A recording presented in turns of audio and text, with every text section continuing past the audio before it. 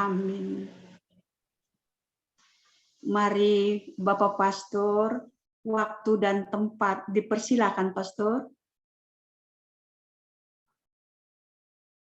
Selamat malam Bapak Ibu semua yang berkumpul di sini. Nah, hari ini memang tanggal 1 November, pesta di seluruh gereja di dunia ini, pesta segala orang kudus. Kita menghormati mereka. Orang kudus yang memang sudah diresmikan oleh gereja menjadi santo dan santa, tetapi juga kita harus mengatakan orang kudus yang belum diresmikan. Mungkin ibu bapak kita yang telah hidup dengan baik, sahabat-sahabat kita yang telah hidup dengan telaten, yang sudah di surga, tetapi mereka belum diresmikan menjadi santo dan santa. Seperti kita semua ketahui, Bapak dan Ibu, bahwa gereja kita didirikan ada 3 tingkat, 1, 2, dan 3. Tingkat pertama yang kita ketahui ialah disebut Gereja Jaya. Nah, Gereja Jaya itu anggotanya ialah umat Kristen yang sudah hidup dengan baik di dunia ini, sekarang sudah berjaya di surga. Selama mereka hidup di dunia ini, mereka selalu mengikuti teladan Yesus. Hidup dengan sabar, bertekun, berkorban. Mereka telah berjuang dengan baik. Malah kitab suci mengatakan mereka telah membasuh jubah mereka di dalam darah anak domba. Artinya selama hidupnya sudah disucikan oleh Kristus dan kini mereka mendapatkan kebahagiaan di surga. Hidup damai dengan Tuhan. Kemudian kita melihat tingkat yang kedua. Tingkat yang kedua itu disebut gereja penderita. Siapa mereka ini? Gereja penderita ialah anggota-anggota Kristen, Kristus yang telah meninggal. Tapi mereka meninggal dalam keadaan rahmat, dalam persahabatan tetap dengan Tuhan. Tetapi hidup mereka belum suci sepenuhnya, sehingga mereka perlu ada satu proses membersihkan, memurnikan jiwa-jiwanya hingga mereka sampai ke surga nanti.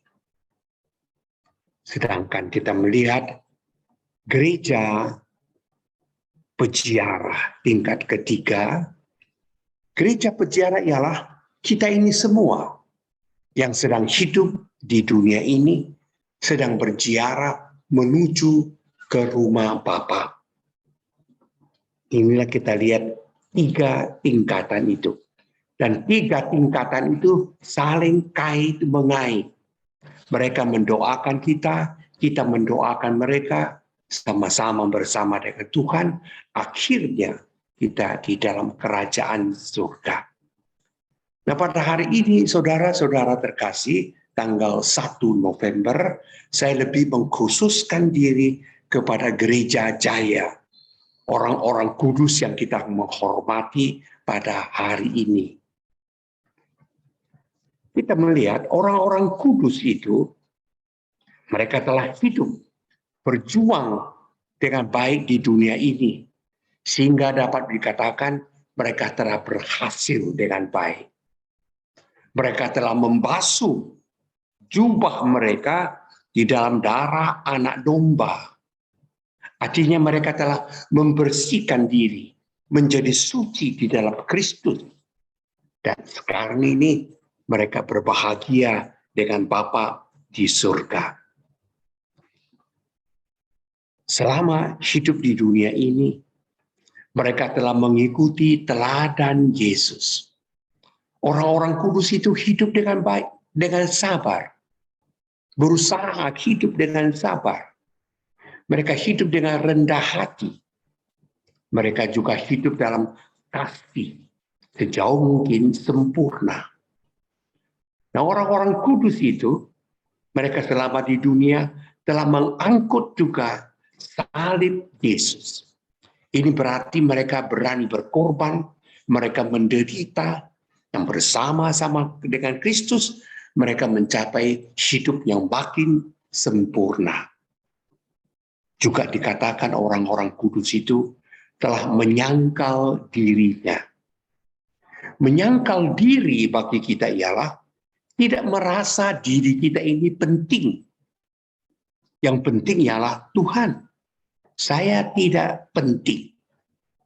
Jadi bekerja, berkorban untuk Kristus. Nah, tadi waktu litani segala orang kudus, kita juga sebut Sancta Felicitas. Nah, Sancta Felicitas itu adalah seorang wanita Romawi. Ia dikaruniai 7 orang putra. Sejak lahir sampai mereka dewasa, Felicitas menjaga mereka, iman mereka, dan kemudian makin dekat dengan Kristus. Pada zaman Romawi, waktu orang-orang disuruh murtad dari agama, Felicitas pun didatangi. Kamu harus lepaskan agama. Hormati dewa-dewi orang-orang Romawi. Felicitas merasa tidak pada tempatnya. Yesus sudah terus-menerus menolong dia. Bagaimana ia itu bisa mengkhianati Yesus serta-merta seperti itu? Lalu ia tidak mau. Karena ia tidak mau, maka diancam. 7 anakmu akan disembelih. Kalau engkau mau mereka sembelih, taatlah kepada agamamu. Kalau engkau mau mereka hidup, murtadlah. Dan Felicitas memilih taat kepada Tuhan. Dan kita lihat saudara-saudara yang diceritakan, satu persatu dari anaknya di hadapan hakim. Dan di atas mata kepala ibunya Felicitas, tiap-tiap anak itu dipenggal lehernya mati. Datang lagi kedua, dipenggal mati. Tapi tiap-tiap kali sebelum mereka meninggal, Felicitas ibunya berkata, jangan takut anakku. Kehidupan kekal sudah tersedia bagimu di surga. Jangan gentar anakku. Begitulah kita lihat ke-7 putranya itu satu persatu dipotong lehernya di depan ibunya Felicitas. Tapi ia kuat. Ia menyangkal diri.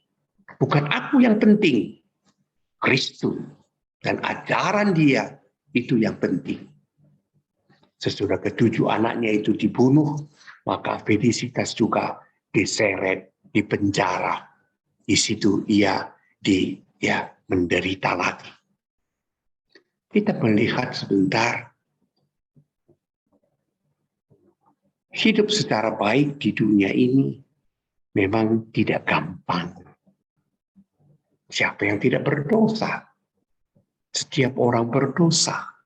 Setiap orang punya niat untuk menjadi baik. Tapi seringkali tidak jadi. Banyak orang yang mempunyai niat untuk menjadi kudus. Tetapi hasilnya tidak seberapa, malah kosong, melompong. Maka dari itu kita lihat saudara-saudari, hiruk pikuk dunia ini semakin membuat manusia kita ini bingung, kacau. Kita jatuh ke dalam dosa. Ada banyak manusia yang mulai hambar hidupnya, apatis. Tidak mau tahu lagi. Kenapa? Karena sering sudah berjuang kalah dan kalah. Gagal dan gagal. Sudah mengaku dosa, cetak lagi. Sehingga manusia makin kacau. Ada yang malah sampai putus asa. Kok tidak bisa-bisanya aku ini menjadi lebih baik? Kok tidak bisa saya itu menghapuskan sedikit nafsu yang ada, kemarahan yang ada, supaya aku lebih dekat dengan Tuhan? Tidak bisa. Akhirnya mereka putus asa. Mana ada yang lebih lagi, manusia itu menjadi brutal. Brutal dengan begitu. Kepala sudah basah, biarlah mandi sekalian. Nah, ini yang sungguh-sungguh mengejutkan juga. Saudara, kalau kita ingin membaca riwayat hidup orang kudus, membaca hebat, dan membaca itu mengesankan hidup orang-orang kudus itu. Hingga ada orang yang mulai menyangka bahwa sikap, sifat yang ada itu, ya Tuhan telah menanamkan sejak lama. Dari kecil Tuhan sudah memberikan pelihara, perlindungan, sehingga mereka tidak lagi digoda ataupun berdosa. Begitulah banyak orang menganggap. Tapi jangan salah, saudara-saudara. Orang-orang kudus itu, sebelum mereka itu berbahagia selama-lamanya di surga, hidup mereka sama dengan kita. Mereka pun digoda, mereka pun jatuh, mereka pun lemah. Jadi up and down di antara mereka terjadi terus-menerus. Nah, contoh mari kita lihat dari orang kudus. Alfonsus de Liguori. Alfonsus de Liguori ini seorang advokat, pembela di dalam pengadilan. Ia begitu pandai, begitu fasih berbicara, sehingga tidak ada kasus yang dia tangani itu gagal. Selalu menang, menang. Nah, akibatnya kita melihat, ia mulai menjadi sombong, terlalu yakin akan diri, meremehkan musuh-musuhnya, dan menghina mereka. Dan beginilah yang terjadi. Tapi Tuhan mempunyai cara mengubah. Pada satu kali dalam pengadilan, Alfonsus de Liguori kalah. Sewaktu kalah itu divonis, yaitu tidak bisa membela. Begitu sakit hati, begitu kecewa dia pulang ke rumah. Berhari-hari lamanya dia mengurungkan dirinya di dalam kamar. Mulai merenungkan. Kalau saya pandai, ada orang yang lebih pandai daripada saya. Dan kalau saya itu menang, aku menjadi lebih sombong. Aku makin dibenci oleh orang. Dan untuk Tuhan, saya belum berikan apa-apa pun kepada Tuhan.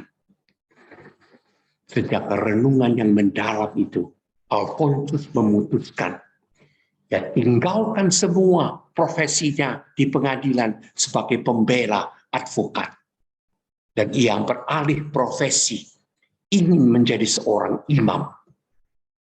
Dan selama studi untuk menjadi imam, Alfonsus mempergunakan banyak waktu untuk berdoa dan merenung. Ia melihat kembali sifat-sifatnya, temperamen yang tinggi, ketidaksabarannya, penghinaannya. Semua itu menyakiti hati Tuhan. Dan ia mulai pelan-pelan mengikis segala-galanya. Dan sesudah bertahun-tahun dia menjadi seorang imam. Dia bertemu dengan orang-orang dari kampungnya. Mereka menjadi heran. Inikah Alfonsus de Liguori yang dulu penaik darah? Kok sekarang bicaranya begitu halus, begitu manis, tidak pernah menyakiti orang, tidak mengkritik orang, menghargai orang. Siapakah itu? Alfonsus sendiri tersenyum. Katanya dalam hati, bukan aku yang berbuat ini semua, tapi atas rahmat Tuhan. Tuhan yang di atas memberikan kekuatan bagi saya dalam menyempurnakan dan penyempurnaan diri. Sekarang ia menjadi Santo Alfonsus. Lihat saudara-saudara, perjuangan tetap. Nah itu diharapkan dari siapa saja. Jadi bukan begitu-begitu saja, menjadi santo, menjadi santa. Tidak. Kita diminta oleh Tuhan untuk berjuang. Nah contoh yang kedua dari sekian orang kudus yang ada ini. Kita melihat ya ada yang disebut tadi Santo Yohanes Vianney atau seringkali disebut pastor dari Ars. Ars itu suatu kampung. Ya, apa yang terjadi dengan dia? Kita melihat pastor Yohanes Vianney ini ia lahir pada zaman revolusi Prancis. Dan pada revolusi ini kita tahu gereja dihancurkan. Semua sakramen-sakramen diabaikan. Orang-orang biarawan, biarawati diusir. Dan waktu itu di kampungnya hanya tinggal 30 pastor yang baik. Yang lain semua sudah lari. Lihat, waktu dia lahir sudah dalam keadaan seperti itu. Maka kita melihat pada umur 19 tahun, dia itu baru menyambut pertama. Komuni pertama. Itu pun kebetulan pastor datang ke rumah mereka untuk misa. Dan sekaliannya ia itu menerima komuni pertama. Ya. Dan Yohanes Vianney ingin menjadi imam. Bagus. Tapi kendalanya kita melihat. Orang tuanya tidak mengizinkan dia untuk menjadi pastor. Satu, ekonomi. Untuk menjadi pastor sekolah-sekolah di seminari, mahal. Orang tuanya miskin sekali. Tidak diizinkan. Lagi, orang tuanya, ayahnya tahu bahwa anaknya ini, Yohanes Vianney, sangat bodoh. Tak mungkin dia bisa menyelesaikan perkuliahan di seminari. Maka ditolak. Tapi dengan perantaraan pamannya, akhirnya ia juga masuk ke seminari. Nah, di seminari apa yang terjadi? Hal doa, baik sekali. Ulah tapa, puasa, hebat sekali. Hidup dengan rendah hati, bagus sekali. Tetapi sekolah, no. Menghafal, apalagi bahasa Latin, no. Nah, kita lihat ini menjadi problem bagi dia. Kan? Profesor-profesor seringkali sudah hampir mengeluarkan Vianney itu dari seminari. Tapi berpikir-pikir lagi, sayang, anak itu begitu baik. Doanya begitu berkembang. Ulah tapanya begitu bagus. Hanya sekolah yang tidak baik. Tunggulah dulu. Setiap kali tunggulah dulu. Ya, sampai akhirnya sampai kelas yang terakhir. Sudah mau ditapiskan. Lalu mereka serahkan sama uskup. Apa uskup? Lihatlah orang ini. Kalau bisa tapiskan. Kalau tidak, sudah keluarkan saja. Lalu Bapak Uskup bertanya, orang ini bisa berdoa? Oh, kalau soal berdoa, bagus. Orang itu mencintai Santa Perawan Maria? Ya, sangat mencintai. Oke, kalau begitu. Nah, lalu dia berkata, ya saat ini saya tidak memerlukan pastor-pastor yang bijaksana, yang pandai, itu tidak perlu untuk saya. Pada saat ini saya membutuhkan imam-imam yang saleh. Nah, Dengan itu kita melihat akhirnya Yohanes Vianney ditabiskan menjadi pastor. Dan sesudah itu problem lagi. Mau kemana dia ditempatkan? Ke gereja ke Hayemburu, terlalu banyak orang yang pintar. Kalau pergi ke gereja Nusantara, terlalu banyak profesor di sana. Tidak bisa. Uskup jadi bingung. Akhirnya, sebelum kau ditempatkan, baiklah engkau menjadi pastor pembantu di salah satu kota di Prancis. 3 tahun lamanya, yaitu menjadi pastor paroki. Dengan catatan, selama engkau itu menjadi pastor paroki, kau tidak boleh mendengar pengakuan dosa. Tidak boleh. Karena mereka semua takut, jangan-jangan nasihat macam-macam yang dia berikan. Jangan-jangan. Jadi dilarang dia untuk mendengarkan pengakuan dosa. Waktu itu mereka tidak tahu. Sesudah dia itu pindah ke Arts. 1 hari, 18 jam lamanya. Yaitu duduk di kamar pengakuan dosa. Mendengarkan dosa-dosa orang. 18 jam. Yang mula-mula tidak boleh. Tahu berapa orang yang datang kepada dia? Tiap-tiap hari dihitung 300 orang sampai 400 orang yang berdosa datang kepada dia untuk mengaku dosa. Antri. Nah, untuk mengaku dosa saja orang bisa antri 2-3 hari tinggal di kampung Arts baru dapat giliran. Tuhan yang punya kuasa. Orang yang bodoh dikaruniai. Dia diberikan oleh Tuhan pandangan yang dalam hingga ke hati kita. Kadang-kadang orang mengaku dosa, melupakan suatu dosa. Saudara, masih ada satu lagi yang belum kau akukan. Akukanlah. Dia bisa melihat. Tuhan yang mempunyai kuasa. Tapi Pastor Yohanes dari Arts mesti berjuang, bangkit. Dan kemudian kita melihat dengan rahmat Tuhan, kerjasama dengan dia, semua itu berhasil dengan baik. Jadi tetap ada perjuangan. Kita pun kalau mau masuk surga harus ada perjuangan. Amin.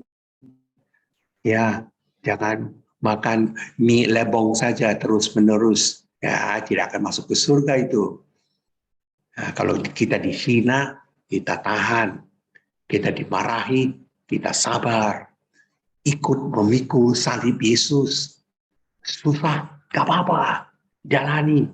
Ya. Senyum. Dengan begitu kita belajar untuk tiap hari semakin mendekatkan diri pada Tuhan. Ya, Ibu Yani sudah tertawa kan? Ini sungguh-sungguh kan? Ya. Maka kita lihat bahwa hidup setiap orang mesti ada. Dan hari raya segala orang kudus itu diberikan kepada gereja pertama ialah supaya kita bisa berdoa kepada mereka. Minta rahmat-Nya turun atas kita. Itu yang pertama. Kedua, pesta segala orang kudus itu diberikan kepada kita supaya kita itu meneladan hidupnya yang bagus. Supaya aku pun bisa nanti sampai kepada Tuhan dengan mengikuti teladan hidup mereka. Berjuang terus-menerus. Dan pasti kita masih ingat akan cerita Rasul besar Santo Petrus. Nah, Petrus sudah dipanggil oleh Tuhan. Sudah diajari juga selama 3 tahun. Satu kali Yesus mengundang mereka, ayo naik kapal bersama dengan saya. Mereka berjalan, Yesus di belakang.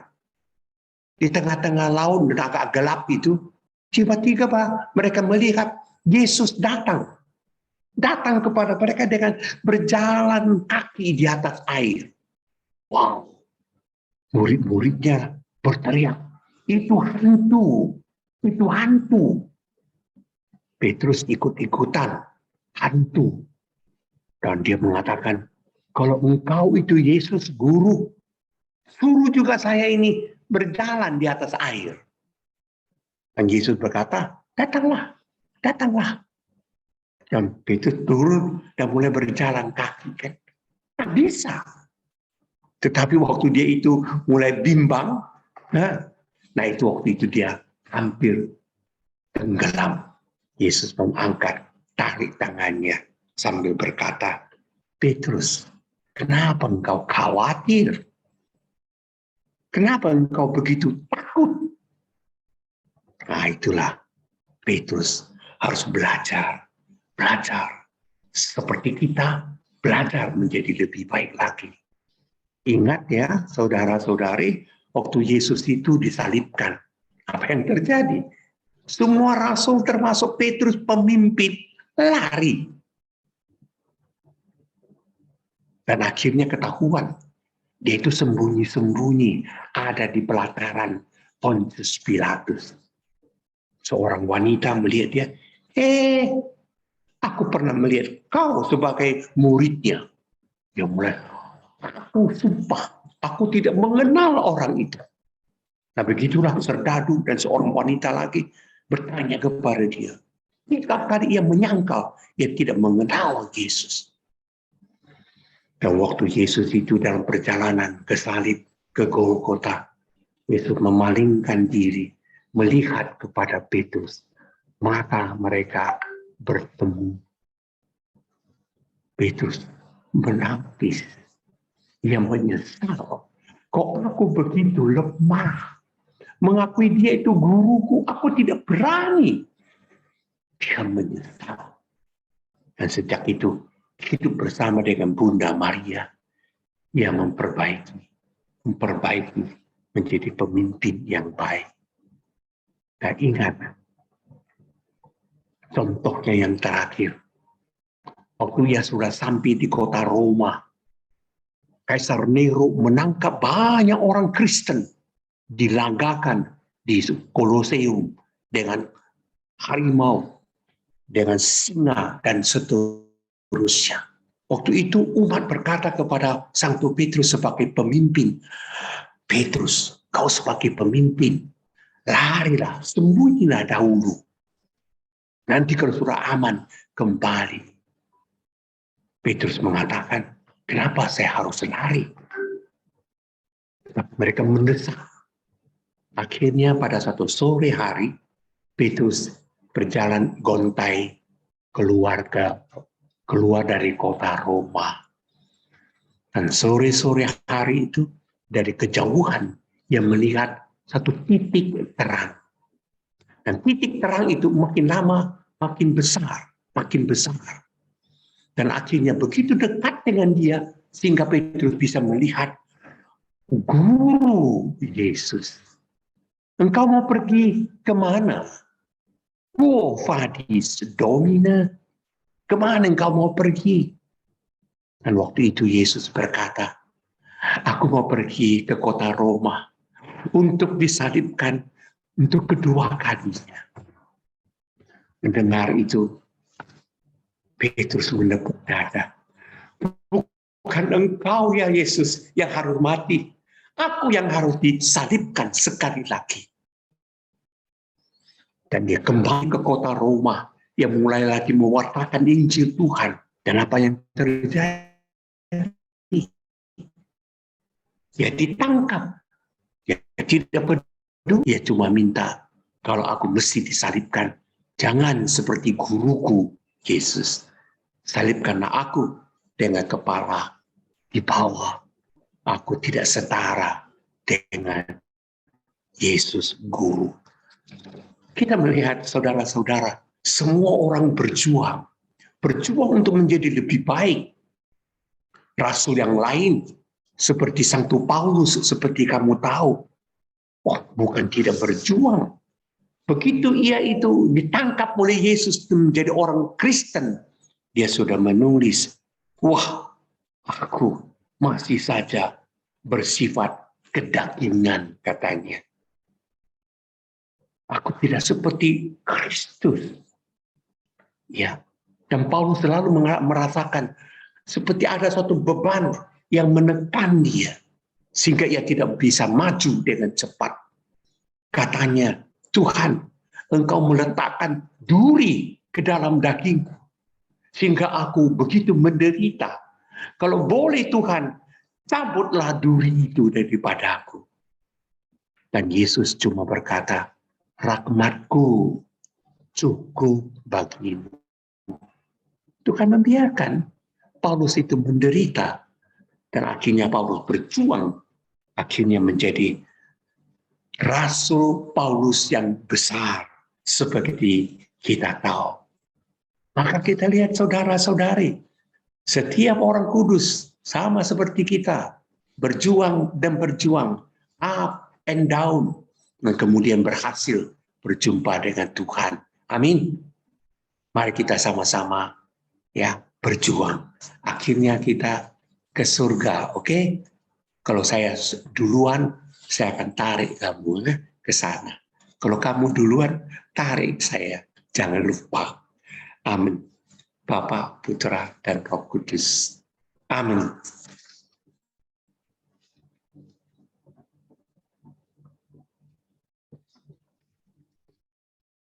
Apa yang terjadi?